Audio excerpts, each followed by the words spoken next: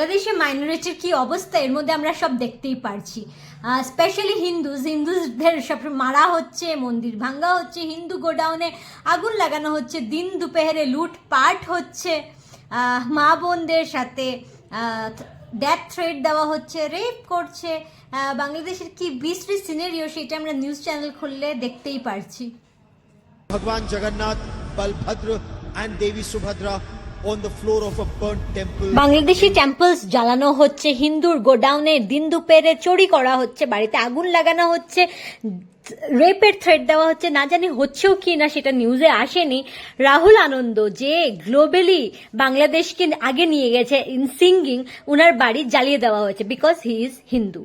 আপনারা এই দৃশ্য তো দেখেছেনই, পার্লামেন্টে ঢুকে কিছু মানুষ কি করছিল, চুরি করছিল, যা পাচ্ছে গরু ছাগল, দরজায় জানলা ব্যাগ সব নিয়ে যাচ্ছিল এবং শেখ হাসিনার ইনার গার্মেন্টস নিয়ে প্যারেড করছিল, খাওয়া দাওয়া নিয়ে যাচ্ছিল, সুইমিং পুলে চড়ছিল। এত কিছুর পরে আমরা কিছু ইন্ডিয়ানসকে দেখবো যারা এই জিনিসগুলো জাস্টিফাই করছে, আবার এই বিষয়ে কথা বলতে গেলে তাদের গায়ে বাজছে কেন।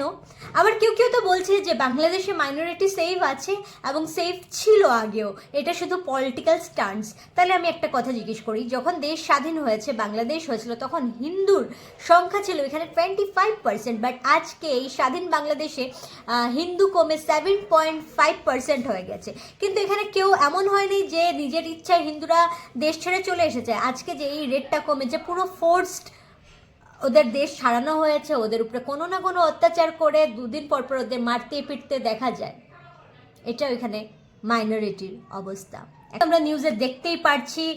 অনেক কিছু ডকুমেন্টস ভেরিফাই করে এই তথ্যগুলো আপনাদের সাথে আজকে শেয়ার করছি। তো এই জিনিসগুলো আপনাদের অনেক কমন লাগতে পারে, বাট এই জিনিসগুলো আপনাদের আরও কমন লাগবে যদি আমরা বলি যে এই যে ব্যাপারগুলো আজকে বাংলাদেশে ঘটছে, এই সেম ঘটনা কিছুদিন আগে ইন্ডিয়াতেও ঘটেছে, ডিট্টো সেম টু সেম। চলুন এই জিনিসগুলোর আজকে ডট টু ডট প্রুফ করি, আপনাদেরকে দেখাই, তারপর বলবেন তো এই বাংলাদেশে যা চলছে সেই ঘটনার ইন্ডিয়ার এই ঘটনাটা কতটা সিমিলার কেন হবে না? কারণ এই যে বাংলাদেশে যে ঘটনাটা ঘটেছে আর ইন্ডিয়াতে এই ঘটনাগুলো যে ঘটাচ্ছে, দুজনের রাইটার তো সেম, একটা ইসলামী দল।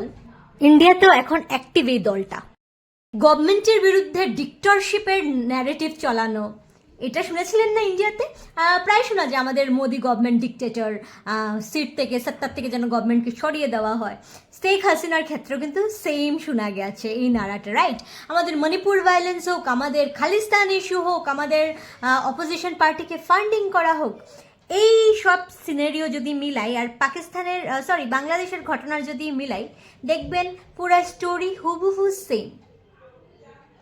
আমাদের কয়দিন আগে যে খালিস্তান ইস্যুটা হয়েছিল সেটার চিত্রটা একদম ফুটে উঠেছে। একটা পিসফুল স্টুডেন্ট প্রটেস্ট আস্তে আস্তে পলিটিক্যাল টার্ন নিল, তারপর ভায়োলেন্স হলো, তারপর হলো গভর্নমেন্টকে সরানোর ডিমান্ড, হুবহু সেম। নাও লেট মি প্রুভ। আমি শুধু উপর রিসার্চ করিনি, ডিটেলিংয়ে দেখেছি, তারপর আপনাদের সামনে এই বিষয়গুলো তুলে এনেছি। তাই বলতে পারছি আজকে ইন্ডিয়া ইজ নট সেফ।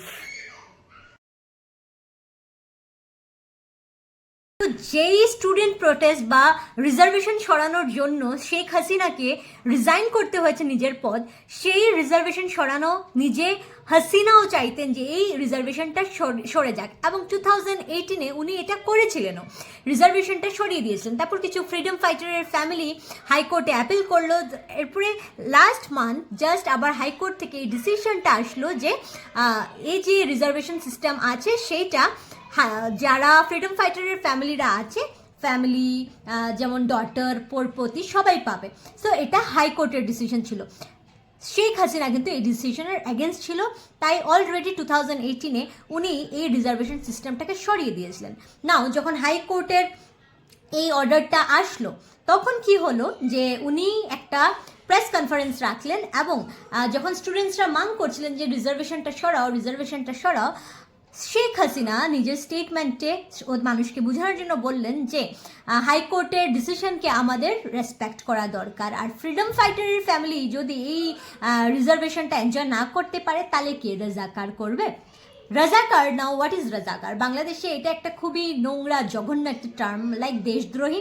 কারণ যখন বাংলাদেশ পার্টিশন হচ্ছিল তখন যারা ইস্ট পাকিস্তানকে সাপোর্ট করছিল এবং যারা বাংলাদেশ লিবারেশন করতে চাইছিল ওদের মারছিল, ওদের মাসাকার করছিল, তো ওদেরকে রাজাকার বলা হতো। তো ফর বাংলাদেশিস রাজাকারটা একটা খুবই নোংরা টার্ম। তো শেখ হাসিনার এই স্টেটমেন্টটাকে পুরো ভেঙ্গে জনতা স্টুডেন্টসদের সামনে রেখে দেওয়া হয়েছে। এই নিউজগুলোকে টিভিতে টেলিভিশনে ভাইরাল করে দেওয়া হয়েছে। জাস্ট এতটুকু ক্লিপ যেটা আমরা সবাই দেখেছি যে আমি কে তুমি কে রাজাকার রাজাকার, স্টুডেন্টরা প্রোটেস্ট করছিল আমি কে তুমি কে রাজাকার রাজাকার।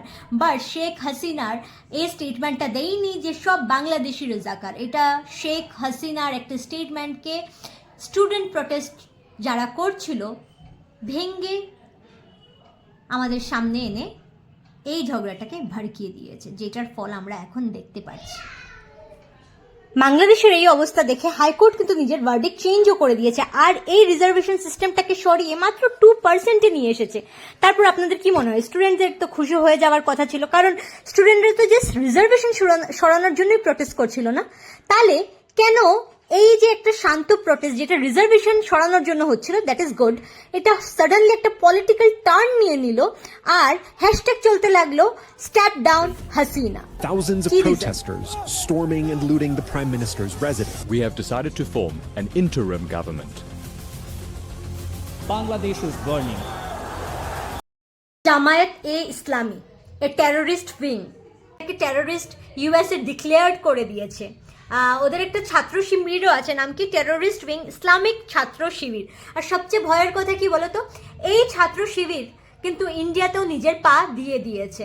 ইভেন আমরা যখন বড় বড় প্রটেস্ট দেখি, আমরা এই যে খালিস্তান রিভলিউশন দেখেছি, এরকম বড় বড় আমরা কি দেখেছি, এই যে ইন্ডিয়ার স্টুডেন্টসদের এরকম ভড়কিয়ে দিয়েছে, এটার জ্বর, এগুলোর গড় যেমন ওইখানে ঢাকা ইউনিভার্সিটি, বড় বড় ইউনিভার্সিটিকে টার্গেট করা হয়েছে, এখানে টিচার্স, এখানে প্রফেসর, স্টুডেন্টসরা পার্টিসিপেট করা হয়েছে। সেম প্লট আমরা ইন্ডিয়াতেও দেখেছি, স্টুডেন্টসরা টার্গেটেড ছিল, JNU এরকম বড় বড় ইউনিভার্সিটির স্টুডেন্টসরা এসে এই কি বলবো প্রটেস্টে যোগ দিয়েছিল। আমরা এই সময় ওই যে ভারত তেরে টুকরে হোঙ্গে এইসব ন্যারেটিভসগুলো শুনতে পেরেছিলাম, মনে পড়ছে? এই স্টুডেন্ট গ্রুপগুলা লালকেল্লাতে উঠে আমাদের ন্যাশনাল ফ্ল্যাগ খুলে দিয়ে, আমার গায়ে শিব এখনো কাটা কাটছে, ন্যাশনাল ফ্ল্যাগ খুলে রিলিজিয়াস ফ্ল্যাগ লটকে দিচ্ছিল যাতে কমিউনাল দাঙ্গা লাগুক। এই সব কিছু কি এক্স্যাক্টলি বাংলাদেশে হচ্ছে না?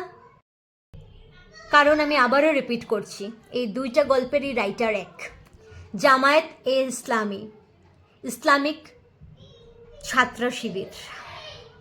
ইন্ডিয়াতেও যখন ইস্যুসগুলো হচ্ছিল তখন দেখেছিলাম সেলিব্রিটিস যেমন রিহানাদের টুইট করতে বলা হয়েছে এবং ওদের কিওয়ার্ডসও দিয়ে দেওয়া হয়েছে ওরা কখন কি করবে।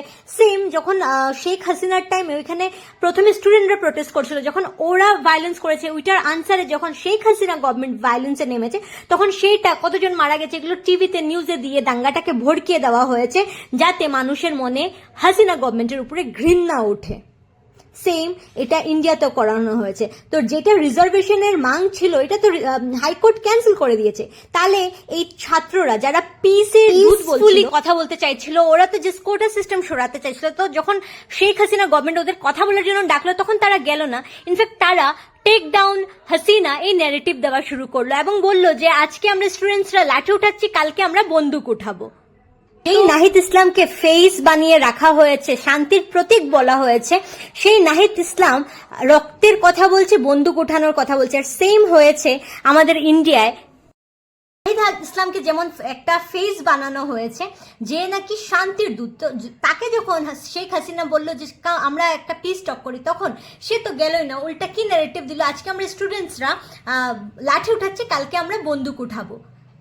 নভেম্বর 2021-এ যখন কিষান দাঙ্গা হচ্ছিল, তখন যখন দাঙ্গাটা ঠান্ডা হয়ে যাচ্ছিল তখন একটা ফেজ আমাদের সামনে আনা হলো। ফেজের নাম কি ছিল? অমৃতপাল সিং।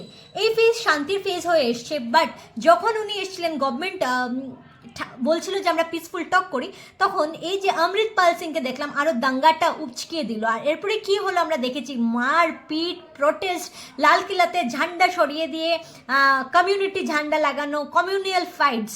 তো সেম প্লট, সেম গল্পের প্লট, সেম গল্প রিপিট।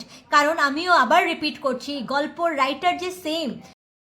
এখন প্রশ্ন হলো কে এই গ্রুপগুলোকে ফান্ডিং করছে, এত টাকা কোথার থেকে পাচ্ছে এই দলগুলো? সেই ফান্ডিং এর বিষয় নিয়ে আমরা না হয় পরের ভিডিওতে কথা বলছি।